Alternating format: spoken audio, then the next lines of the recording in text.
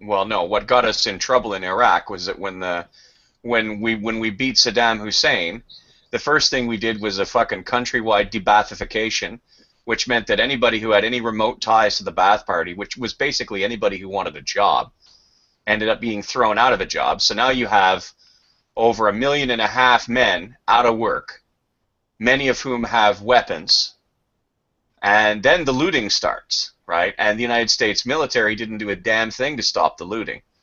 So essentially, they created, with a 1-2 punch, they created a lawless culture over there.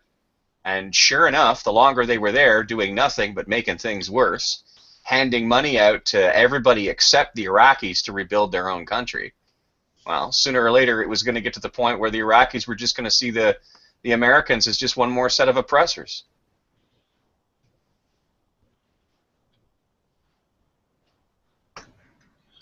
Well, Gus, I didn't hear you mention the Iranian involvement, especially with the development and distribution of IEDs. Please explain. Around when would that have been? After they removed Saddam Hussein from power. Yeah. In your understanding, was there a direct involvement? By Iran?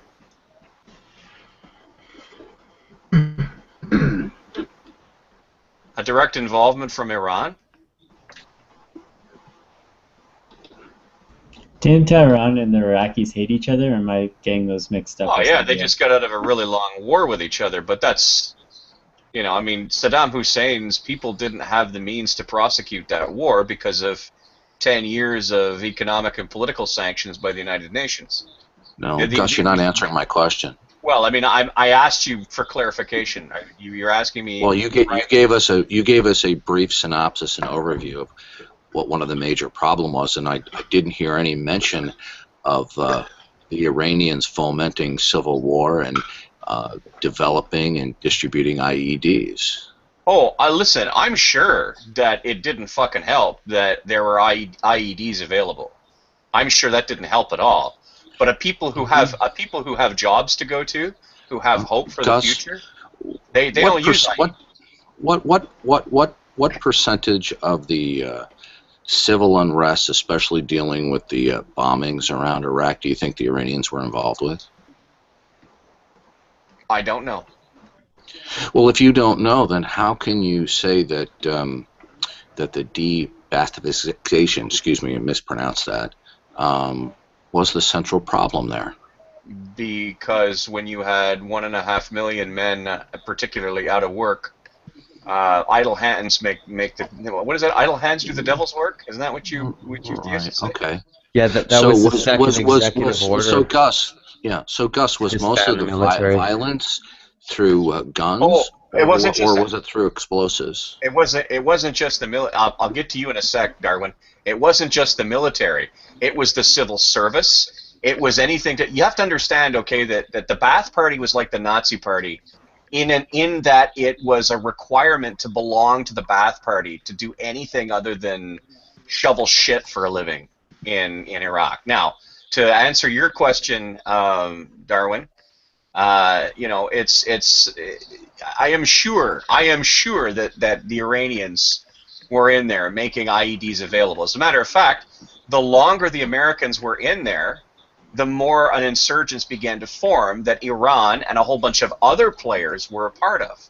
That can't be denied. Well, Gus, what percentage of the violence would, in your understanding of this situation, was caused by, let's say, AK-47s or guns, and what percentage was attributable to IEDs? Well, I can tell you there were almost no IEDs used in Fallujah. Uh-huh. No, I didn't ask you that. You're not answering my question. I said what percentage of the overall violence? What percentage of the overall violence that was occurring post toppling Saddam Hussein was attributed to merely guns and bullets, and what percentage was attributable to IEDs? At first, there was almost no instances of IEDs. As a matter of fact, well, you're still not answering my question, Gus. Well, you know, Darwin, it entails me being allowed to finish a sentence. And if we're not going to do that, just tell me, and then you could go ahead and tell me that I'm wrong. I've asked a question about 4 times now. Okay, but you have to let me answer the question. I don't tell you how to ask the questions. You don't tell me how to answer the questions. Okay. Do you need me to restate the question, Gus? No, I don't need you to restate the question. You've said it 5 times. What I need you to do answer is my question, please? What I need you to do is back up off me and allow me to finish and answer in a fulsome manner, in a manner that you might perhaps not like, but is what will be my answer. And it doesn't matter how many times you restate the question. My answer is still going to be my answer. Okay. Well, I'm still waiting for one. Okay. Well, there we go. Now, having said that, in the beginning, just after Saddam Hussein's capture, and after his removal and the removal of his loyalists from power, there was almost no violence of any kind, IEDs or otherwise. As time went on, what became labeled as the so-called bitter enders were actually looters and criminals who were essentially reacting to the fact that there was really no law. Eventually, as time went on, there began really high test, high ferocity insurgencies, because you had men with no jobs and rifles. And then as time went on further, yes, you know, the insurgencies became more sophisticated.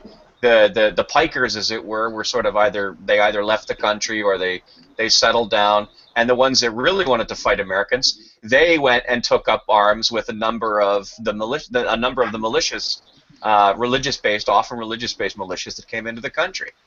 But none of that would have happened. None of that would have happened, and if it had happened, it would have happened at anywhere near as great a degree, if de-Baathification hadn't occurred. De-Baathification was a serious, serious problem, and it was a linchpin in a great deal of what went on in that country. Do you need me to restate the question because you didn't answer it? I believe I've answered the question in the full summary. No, I'll ask the question the 5th time. The question was, Gus, what was the percentage of the overall violence post Saddam Hussein being toppled 20. was attributed to Mir, and how did you come up with that figure? 20. How did you come up with that? Best guess. Oh, okay, so basically you're just pulling this out of your ass then. Well, it's actually 196. Yeah. This is not going to end well, though, for Darwin. Because when Darwin makes the claim that whatever percentage he thinks is responsible for the, whatever percentage of the violence he thinks is going to be attributed to IEDs, we're going to ask him how he came up with that, right? And then we're not going to get an answer to that question, are we? Are we, Gus? Well, you know what? We can actually look it up. Let me do it. Hang on. Before anybody does anything, let me pursue that, because who knows? Perhaps Darwin knows, and if he does, he should be given an opportunity to say so before he's besmirched. Darwin, do you know the percentage of IED violence as opposed to violence done by line infantry weapons? No, I don't. Okay. What a surprise! It's 196. So Gus, I'm just wondering, since you don't really know, you don't have a source. Well, I threw the number. I threw the number. Okay, so basically, you made it clear that you just made this number out of the blue. Yet you were telling us that the number one problem in the violence that followed the. I'll be done in a moment. Okay. Okay. I'm not being rude. I'm just responding to Gus. So just give me 30 more seconds. Okay. You basically were pontificating post Saddam Hussein what was the major source of the problem and the violence that was occurring in Iraq. So I asked you what percentage of the violence was attributed to the Iranian involvement and or IEDs. And after 5 tries, you finally came up with 20%. And then when I asked you where you got that from, you basically indicated that you pulled it out of your keister. Okay. From my point of view, okay. I want to answer this. I want to answer this. Now, from my point of view, you asked me a question that I don't believe anybody has an answer to, but not in a specific numeric format. Okay. But I don't think you need to have a specific numeric format to be able to see the preponderance of methods of attack that were used throughout different levels of the insurgency. I don't think I need to know exactly what the percentage is to know that at a certain phase of the insurgency, IEDs were more in use than in some other phase of the insurgency. Nor do I need to know what the specific percentage is to know that it was the de-Baathification that motivated the insurgency in the first place. What percentage of the insurgency do you think was attributable to well, you should look at what Nadia has up the Iranian covert operations, Gus? Oh, and I can give you the answer to the question you were asking if you'd like. Or you can argue with No, Gus. I'd like Gus to continue to make a fool out of himself. It's enjoyable. That's great. So you're not actually interested in intellectual No, honesty, Gus is pontificating as to what was the major and primary cause of the unrest and violence that was occurring. And all I simply had to do was to ask Gus what percentage of the overall unrest, violence, and in this case he used the term insurgency, was due to the removal of Ba'ath Party operatives. I asked him what percentage of it was actually attributable to Iranian covert operations in what he typified as the insurgency, and he basically couldn't answer the question. Which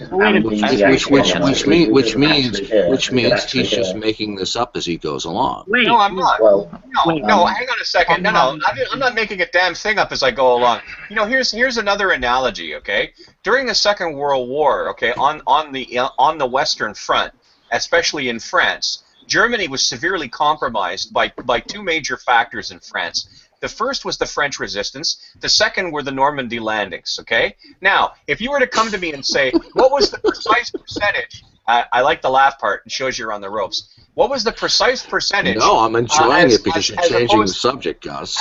As opposed to, what was the precise? No, I'm giving you an analogy, and this is a working analogy. No, this is called hand-waving, what was the precise percentage of damage that was inflicted by the French resistance as opposed to the Normandy landings? Nobody could give you a precise percentage breakdown on that. Nobody could. And yet you seem to think it's possible to give a precise percentage breakdown on how many IEDs were used versus how many weapons were used. The closest thing that happened is that Nadia's put up a number here. Nadia's put up a number here that says firearms were responsible for 65% of violent deaths during that time, while bombs were responsible for 21%. Now, by bombs, she says IEDs, okay? So it says at the start of the paragraph. So that's an answer to your question. Now, by the way, 21%? That's awfully fucking close to what I said. And Gus, how do you know that the level of violence, what percentage of it was due to Iranian covert operations versus merely those members who were participating in the violence and the unrest that were simply due to the Ba'ath members being removed from their positions of employment or power? Would you ask the question again? I said, how do you know that the level of unrest, conflict, and violence, and that would include guns and bombs, how do you know, or if you could tell us what your source for this information was, what level of it was due to simply to the removal of those who were in employment or in service of the Ba'ath Party versus what level of it was fomented and directed by Iranian covert operations, Gus? There is a documentary. There are two documentaries. I'm struggling to remember the name of the second one. Yes, you are struggling. Yes, okay, Darwin. You know, if you want me to be a gentleman to you, now the first documentary is called Why We Fight, okay, and it's not to be confused with the Second World War era propudocs, which went around all over the place. That's a rather strange noise. Are you all right? Did you blow something out of an air hole someplace? I'm fine. Okay. Hey, Darwin, I'm a little confused. Are you saying you have some kind of objection to pontificating? Because I seem to recall you making a statement once that the Euthyphro dilemma was a false dichotomy. And I've been wondering for a long time and been trying to get an answer to the question, right, what is the third option? Right, if the Euthyphro dilemma is a false dichotomy, presumably there's a third or a fourth or a fifth option. Now, were you pontificating when you said the Euthyphro dilemma was a false dichotomy? Or did you actually have an answer to the question, what is the third option, when you said that? Because I have the strong suspicion you were pontificating. And so if you were pontificating, was that okay? Do you not have a problem with pontificating, or do you only have a problem when Gus pontificates? Or what is it exactly? I can't seem to figure out your position on the issue. Well, it seems like the principle is applied inconsistently. He does seem to have a problem with people not answering questions, right? He kept saying to Gus, "You haven't answered my question. You haven't answered my question." Now, Darwin's, are you aware that on a website called stupidcreationists.com, there's a whole list of questions, right, that you've been asked numerous times that you haven't answered. Gus, are you familiar with that list of questions? I have seen that list. Yeah. So now, do you, Darwin? Stick to the actual topic, could you maybe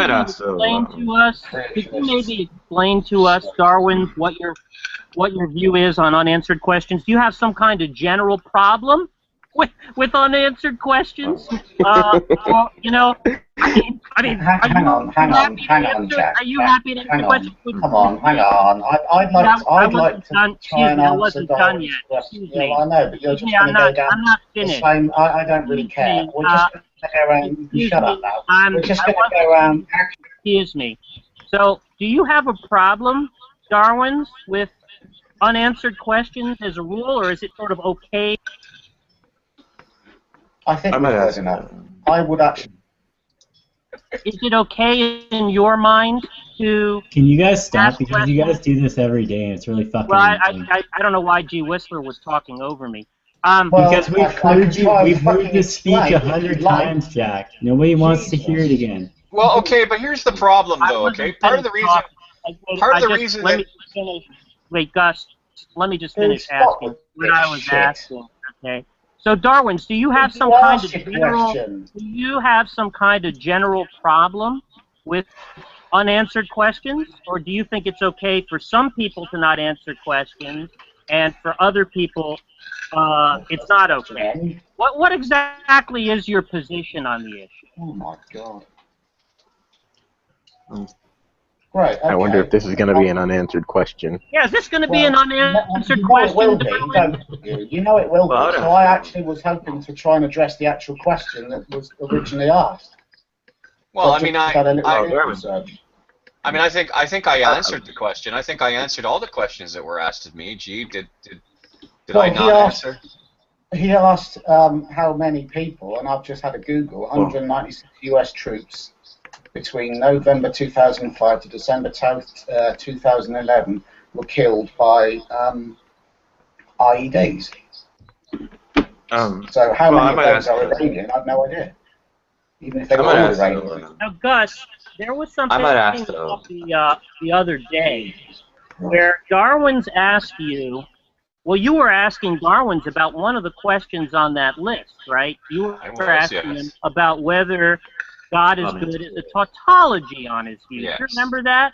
Yes, and he kicked and he rightfully kicked the shit out of me because he understood more about the question than I did. Yeah, well, now the interesting thing is that what I heard the recording of that, and Darwin's asked you whether you understood God is good to be, whether you understood the claim there to be a identity claim or a claim of predication, and you said you didn't think it was an identity claim.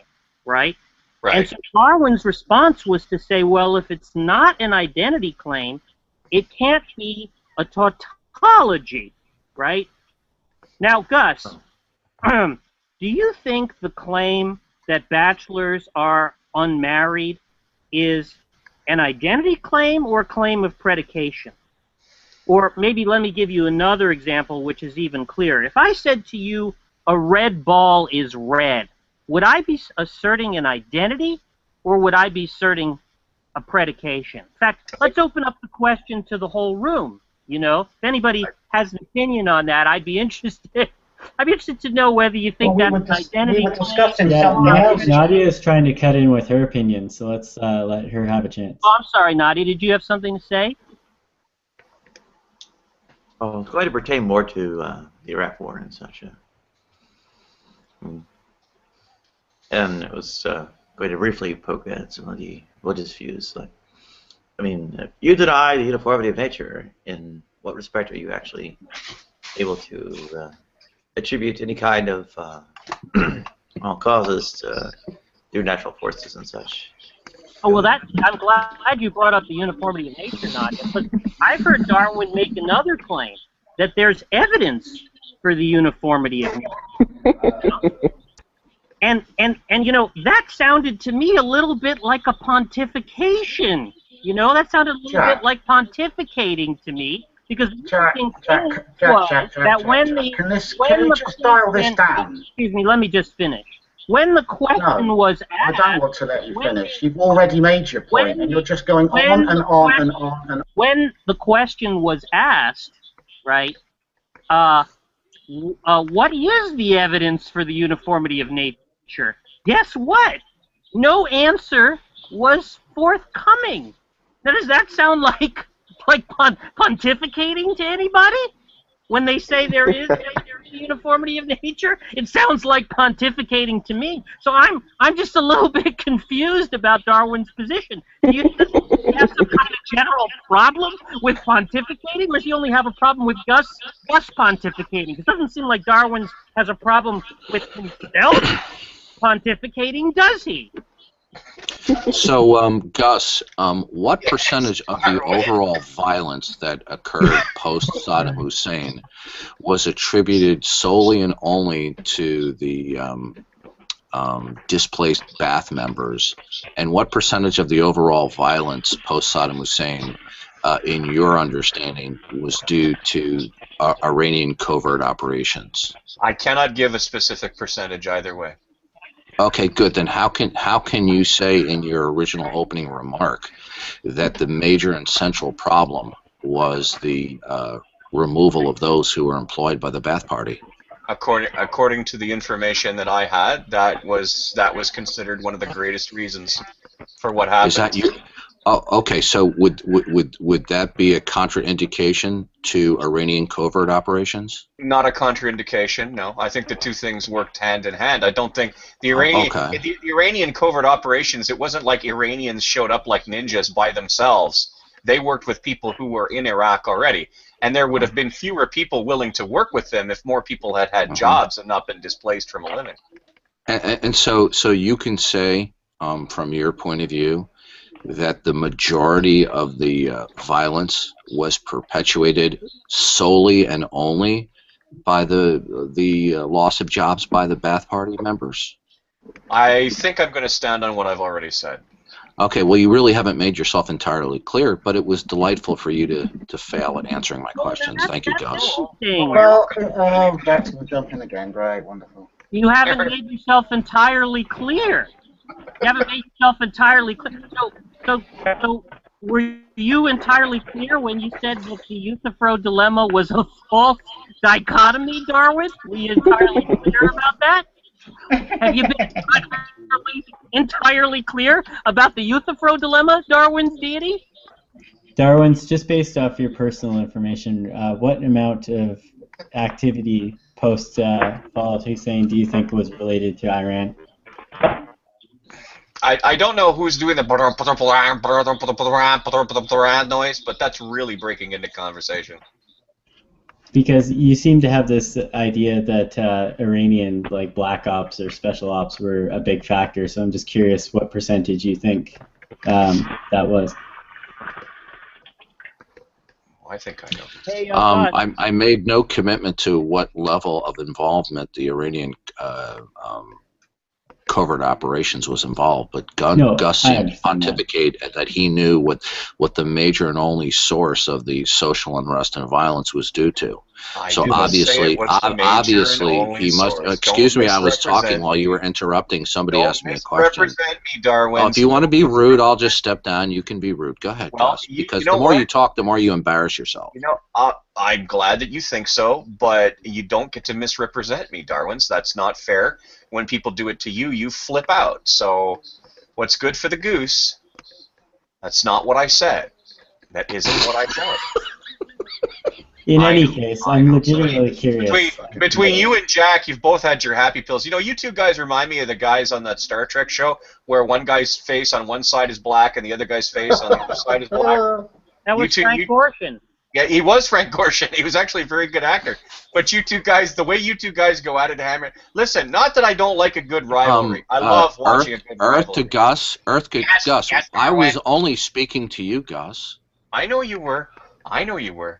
I get it. Obviously you have a misperception of what is going on in here, Gus. No, I don't, because I've been listening to Jack whack the crap out of you for 10 minutes. Right. blocks. Well, according to that Star Trek episode that you're referring to as an analogy, there was an interaction between those two parties. The last time I checked, in watching this video and being a participant, I'm only interacting with you, Gus. Gus.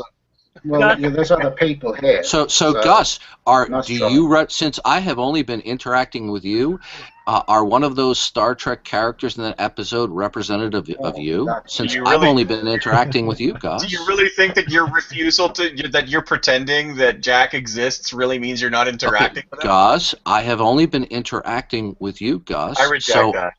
Do you represent one of those Star Trek characters, Gus? I reject that assertion. Well, then your analogy fails. No, I reject that assertion. I believe you. Well, you can reject that all day long, but nonetheless, your analogy completely and utterly fails. And the more you talk and open up your mouth, you continue to embarrass yourself. I know you think so. But the two of you guys came blasting out of fucking Pal Talk, okay, with your hands around each other's fucking throats, okay? And you guys rolled into here, kicking and scratch. I mean, listen, I think it's fantastic, but I mean, Earth to Gus. Okay, Earth to Gus. I guess you're not aware that there are certain people who suffer from OCD who troll. Otherwise, as you have typified them as the Power Rangers, that I don't even interact with, Gus. So I don't know what situation you're describing. No, I would imagine that you're trying very hard not to. Can I ask you a question? Please, Jack, ask me a question. Somebody save Gus from this embarrassing situation. I know, I'm embarrassed like a bugger. We'll soon see who's embarrassed here. Gus, were you having an interaction with Darwin's the other day when you were having that discussion about the is of identity and the is of predication? Was that an interaction? Okay. I was interacting with him. Darwin's is not going to have any objection, right, to going over that issue again, right? So my question to you is, with respect to the discussion that you were having with Darwin's deity the other day, right? If I said to you a red ball is red, tautology. Well, I understand that it's a tautology. Well, I'm just telling myself it's a tautology because I know even less about philosophy than Darwin thinks I do. Well, I mean, if I say a red ball is red, I'm not saying that a red ball is identical to red, right? I'm saying that a red ball has a red property, right? Right. Yeah, and so if I say a bachelor is unmarried, I'm not saying that being a bachelor is identical with being unmarried, with the property of being unmarried. I'm saying that it's a property of a bachelor that he's unmarried, right? And he might have other properties, like being male. Yes. Right? So, now, and if I say a bachelor is unmarried, right, and I say a red ball is red, that's the is of predication, not the is of identity, right? But those are tautologies, right? Because you don't actually need to learn any facts about the world to know that those propositions are true. Those propositions are true just from the meanings of the words alone. Well, right? But Jack, aren't you forgetting that it's not a tautology, right? Because being unmarried isn't the only property of a bachelor. We'll get to that shortly. Are we not going to have the interesting conversation about things in the Middle East, or are we just going to hear Jack talk about this shit all over again? Sounds like Darwin dropped that, but we can get back to that in a minute. Darwin's giving me here. So shut the fuck up. Darwin's giving me royal shit in the side chat for walking away from this. I mean, he seems to think that we'll soon see who's walking away. No, we fucking won't. Sit the fuck Darwin's is getting pulled into reacting a certain way that he usually does, which isn't helpful. Let me just finish the point that I was making. So now, shut up. the is of predication. Now, what I'm Darwin... gonna catch you guys This later. is the third It's not time worth you're my going to time. bang on about this, are you, in as fucking many minutes? What Darwin said was that if Gus said that the claim that God is good was not an assertion, not an identity claim, that it couldn't be a tautology, because he said all tautologies are identities. A equals A, right? Now, was Darwin's pontificating then, Gus, when in fact it's not actually the case that all tautologies are identities of the form A equals A? Because a bachelor is unmarried is a tautology, and a red ball is red is a tautology, but neither of those are identity claims. Was that some pontification, do you think, that was going on there, Gus? Well, it was a statement in error, if that's the case. But I don't know about pontification. You think we should ask? Well, since you were having an interaction with Darwin's, would you like to ask him for some clarification? I think he's going to tell me either A, shove it up my ass, B, I've moved off the central topic to address this, or C, some combination of both. Well, but I'll ask him. Okay. Darwin, would you like to comment?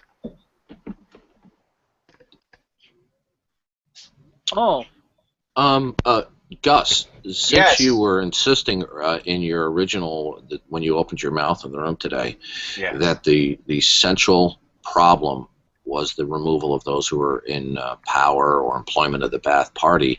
Yes.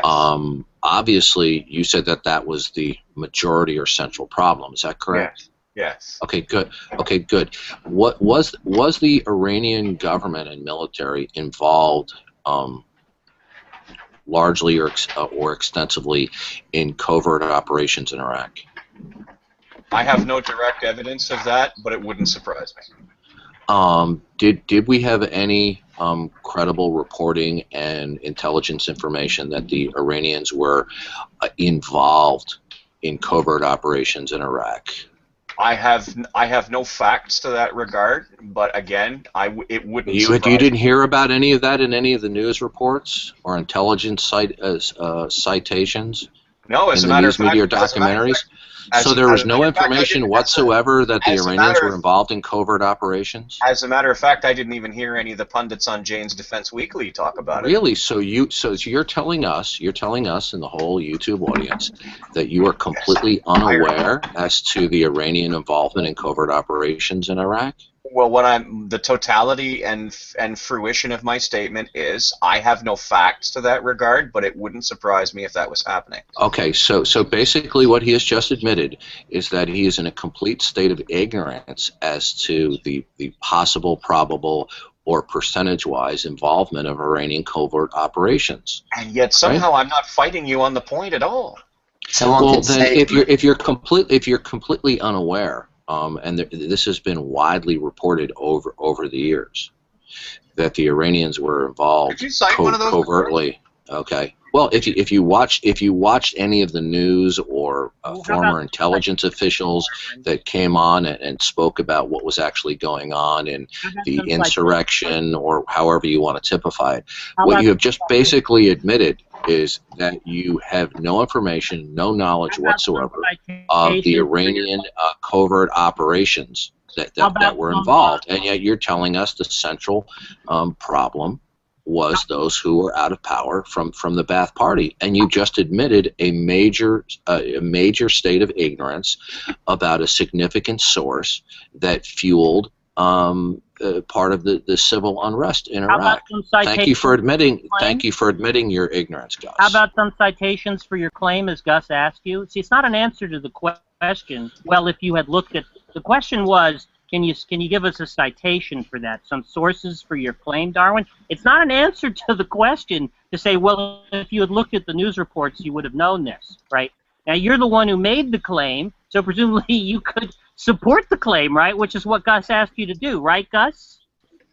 I mean, surely, if these claims were ubiquitous, and I have no reason to believe that they weren't, but surely if they were, you could come up with one. Otherwise, it would be just pontificating to make that claim, right? If you couldn't actually support it. Yes, Someone we could get the say message. that the majority of the Earth's light comes from the sun, and Darwin's would be like, oh yeah, what percentage comes from the sun?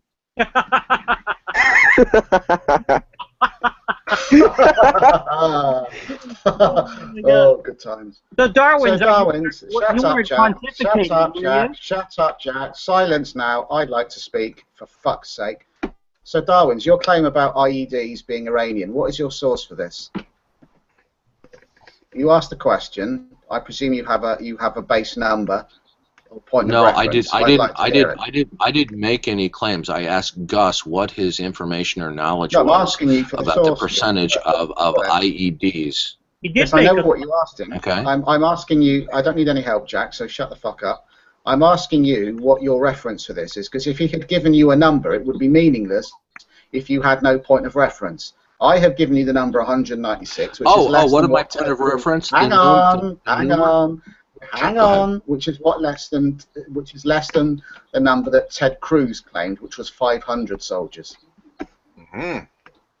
Okay, what is my reference point? The numerous former Army and United States intelligence forces that would frequent after their retirement, that would frequent the news sites, detailing that they had unclassified and classified information, that the Iranian military was deeply involved in covert operations in the construction and distribution and implementation of IEDs. Citations. Gus, okay. Is there some pontificating going on? Now, gee whistler, I did not cite a percentage or degree of the involvement of it. Okay, good. We don't need this. Three people in this fucking marriage, it seems. I was asking Gus a question. Yeah. Gus, is there any... Silence the bear, please. So, is there any pontificating going on here, or are we getting citations? There certainly is a set of assertions that aren't being backed up. There are assertions that aren't being backed Darwin, would you like to back up those assertions? So I think we're clear now that Gus had admitted his complete state of ignorance as to the origin and extent of the Iranian covert operations, and yet he said he was completely ignorant of this possibility, or even percentage-wise, and yet he wants to tell us that the major source of problem of the unrest, the violence, civil violence, was simply due to those who were no longer members of the Ba'ath Party. I think we're clear now. I just want to thank Gus and show him a hand of appreciation that he admitted his own ignorance about the historical problem there. I think the Darwin dodge. Darwin's can't back up his own claims. Is that pontification, Darwin? Or would you like the Darwin dodge is in full effect right now. Would you like to start? Is that pontification, Darwin? Darwin, is that pontification? Jesus fucking wet. Get a life, son. Jesus, Whistler, you sound like that Monty Python skit. I'm not seeing any support for the claims that Darwin's has made, but that's exactly what he was criticizing. I couldn't actually hear what he was saying because you and your little fucking siblings were giggling like the fucking three crones. So should we just take a pause for a minute and mute ourselves? So that'd be great, could you? Thanks. Okay. So I'm gonna mute myself. Philip, you mute yourself. Yeah, sure. We'll give Darwin. Okay, thank you. We'll give Darwin's a good 25. Bye-bye. Thank you. Bye-bye now. Thank you. Let me just finish talking without being overtalked. So I'm gonna mute myself. Yeah, you actually do mute yourself. That would be great. I'm gonna mute myself, and then Philip you'll mute yourself too, so that there's no. Just tell me you're gonna do it. Actually do it. Well, gee, if you shut the fuck up. Myself, and Philip, you mute yourself. We'll give Darwin's a good. What do you think? A good 30 or 60 seconds for him. Give him a whole minute. All the time he wants. Let him have all the time he wants. All right, all the time he wants. And Amon, maybe if you have your guitar, you can play the Jeopardy. You can play the Jeopardy music while we wait for. Darwin's to support his claims. Okay. Can't play it. It's copywritten. Oh, that's too bad. Okay. Yeah, you can't. All right, so I'm going to mute myself. I'm going to rebroadcast G, And Philip, you mute yourself, and we'll listen to Darwin support his claims so that he's not pontificating, okay? Let's go.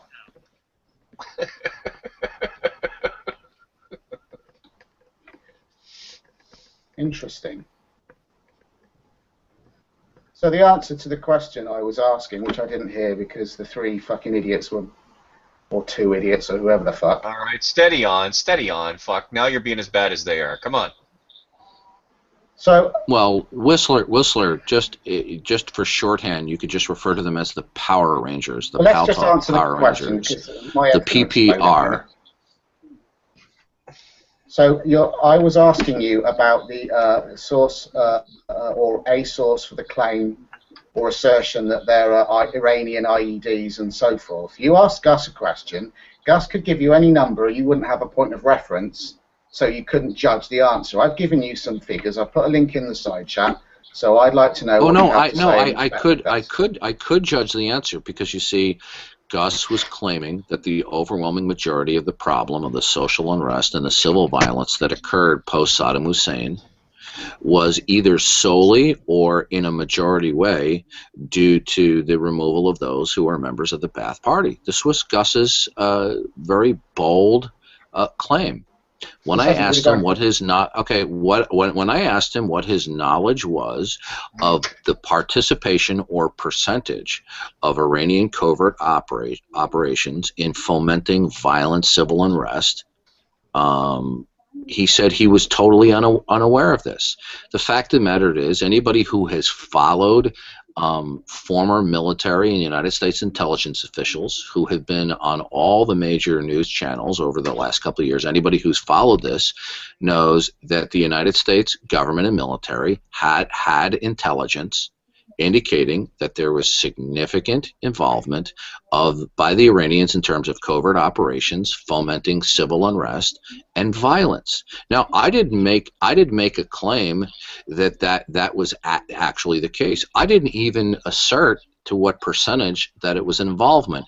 I simply wanted to point out, through Gus's own admission, of his state of ignorance about what was widely testified to by former military and intelligence people as to the involvement of Iranian covert operations, and Gus basically admitted that he was totally ignorant. Yet he was pontificating that the source of violence and social unrest was either due in whole or in majority to people being no longer in the Ba'ath Party. But Gus did a brilliant job. I'd like to finish.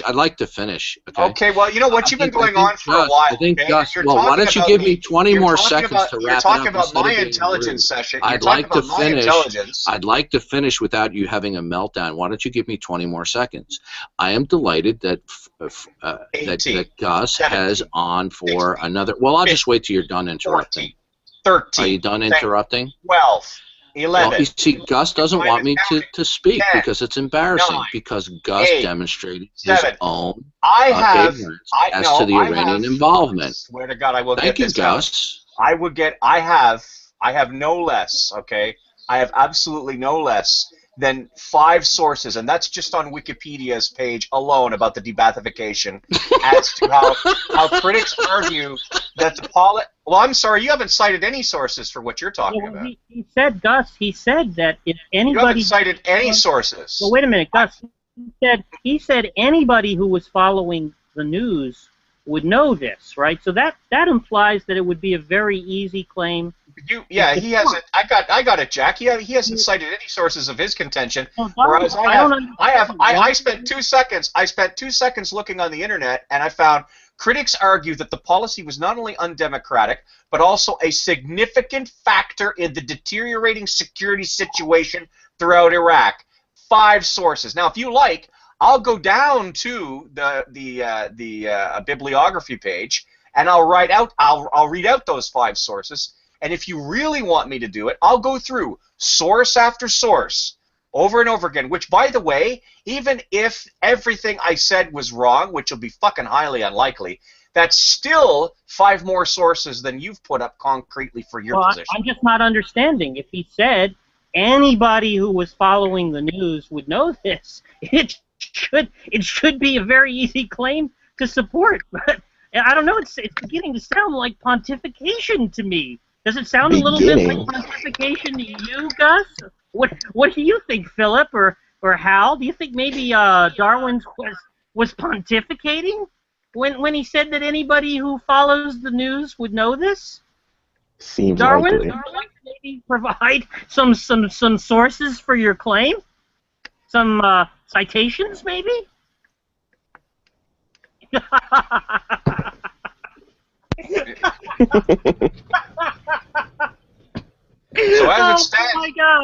as it stands now, Darwin, after 2 minutes of looking, I found 5 sources attached to Wikipedia's bibliography that backs up my claim, and you've provided a thing for yours. You know what they call that in Yiddish? You know what they call that in Yiddish, Gus? I bet they have a lot of nice words for it in Yiddish. They call it bubkus. You've provided bubkus. Yeah. So Darwin, would you like to provide more than bubkus in support of your claim?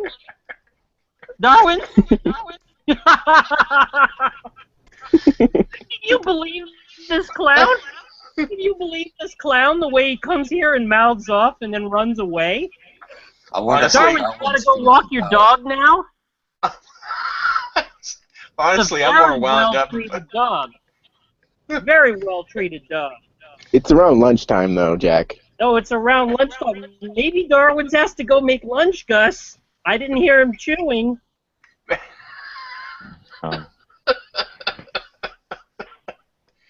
So, in what way are you able to wait a minute. attribute causes without uniformity? Darwin says he loves when I melt down. How is this a meltdown? This isn't a meltdown. I'm not melted down. I'm sitting here. I've got citations. I've got what you were asking for. I've got it sitting right here. You know, the ability to prove my claim, and now suddenly you've fallen silent. I hope you've fallen silent because you're looking for your own citations. I really do. I hope that's why you've fallen silent. Well, see, Gus, he would do this on Pal Talk too, right? When he'd get embarrassed, eventually he'd just stay in the chat and say a bunch of nonsense. Would you like to hear a good example about Darwin's not giving citations? I think there was. Not really. Oh yes, there was a good one. Would you like to hear about it, Gus? Do it in the form of a song.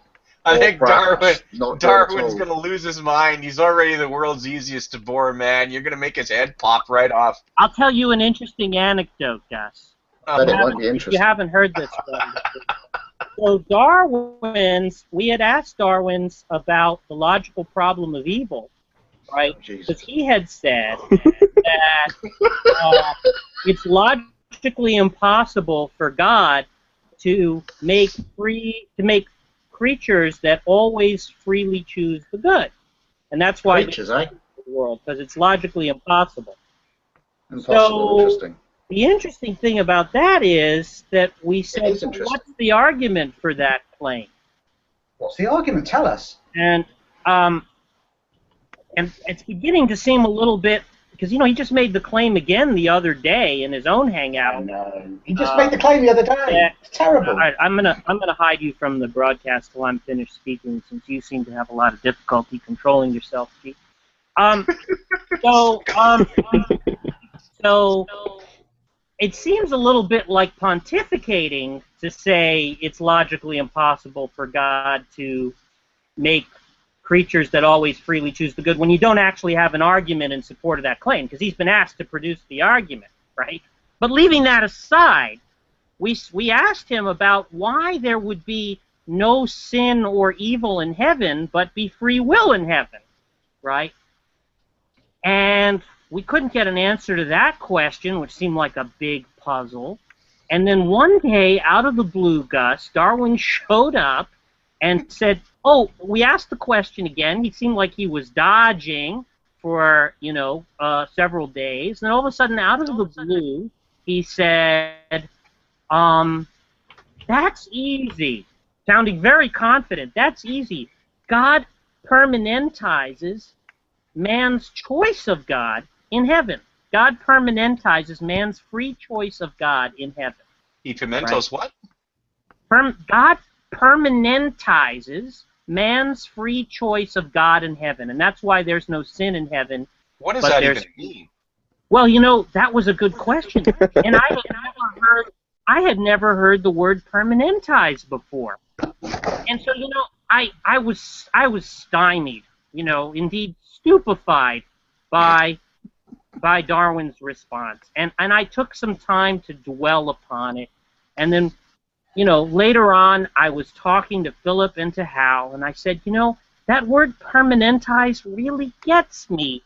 You know, I bet that if we Googled the word permanentize and Googled the word God, we would find that Darwin's deity had, in the fashion of a sock puppet, had just cribbed that phrase from some apologetics website. So I said, Hal, just Google the word permanentize, you know, put it in quotation marks, and Google the word God and see what comes up. And the first hit was some apologetics website that had the exact same phraseology, verbatim, that EF had used in his response to us.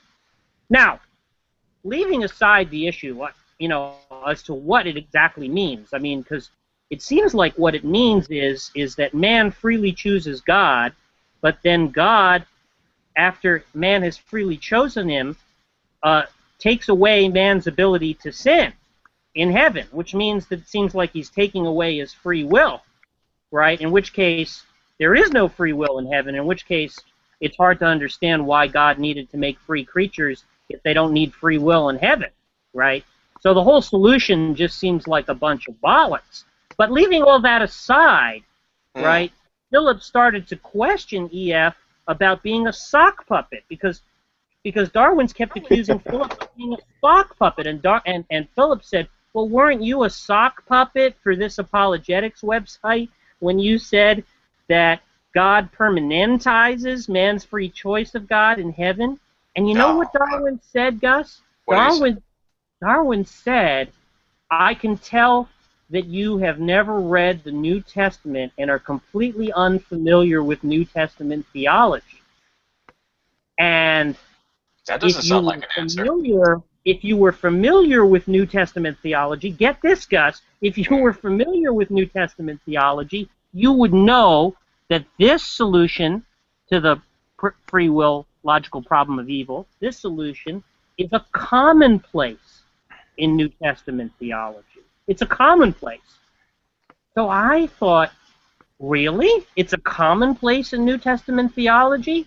Just like it's a commonplace that anybody who was following the news would know on the basis of, you know, covert, you know, ex-intelligence officers, you know, how much Iran was fomenting unrest in Iraq. It's just a commonplace. I thought to myself, gee, if it's a commonplace, it should be very easy to support the claim that it's a commonplace, right? It should be very easy to produce citations citing exactly this solution to the objection about free will in heaven. So guess what, Gus? I said to Darwin's deity, well, if it's a commonplace, it should be very easy to support.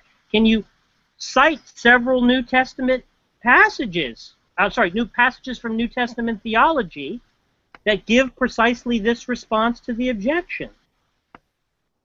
And what do you think happened, Gus? I believe he said something that had nothing to do with your question. Well, he tried to name some names of books, and I said, well, you have a large theological library. I shouldn't have to go hunting in books. You should be able to give page numbers and quotations. And you know what happened after that? Silence. Yes. Darwin had to have a very long lunch, which he's still eating. All right, I'm gonna broadcast the listener again now. I think I'm done.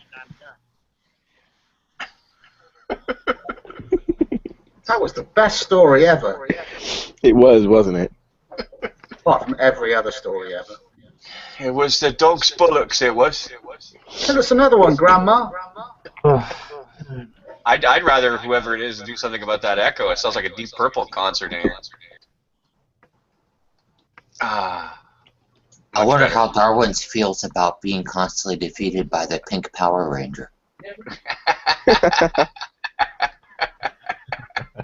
I mean, he has the gall to put in text that Gus is getting embarrassed, right? Or no, I guess maybe he actually said that on mic. Gus is getting very embarrassed right now. You know, I mean, can you just believe day after day the embarrassment that he suffers? He pretends that he's like winning debates. It's just unbelievable. Is he still here? He's still here. Okay, so Oh, okay. Well, I mean, like I said, I mean, I've still got at least 5 immediate sources that says that the debathification of Iraq was a direct contributor, indeed almost a majority contributor to the destabilization of the security situation there. And so far, I've heard naught but crickets saying that in terms of a citation for the Iranian insurgency. But I mean, you know, again, it's not that I don't think that the Iranians had something to do with it. The Iranians couldn't stand the Iraqis. They just got done fighting a 10-year civil war. So it wouldn't surprise me at all that there were Iranians, but it also wouldn't surprise me that there were members of radical Islamic factions from all over the fucking Middle East and beyond. I mean, by the time it had gotten to that point, the fucking call for jihad had gone out. You know, so it wasn't just the Iranians, it was all sorts of people, and it doesn't take much to make an IED. Now, mind you, you don't get an awful lot of second chances, but it doesn't take much to make an IED. So it's not like they had to have like Iranian explosive specialists come in and do it, because any half-wit who knows what he's doing can repack a chunk of old artillery shell or something and turn it into something pretty nasty. So, I mean, you know, it's the problem is that I don't know why Darwin chose to go at me over debathification.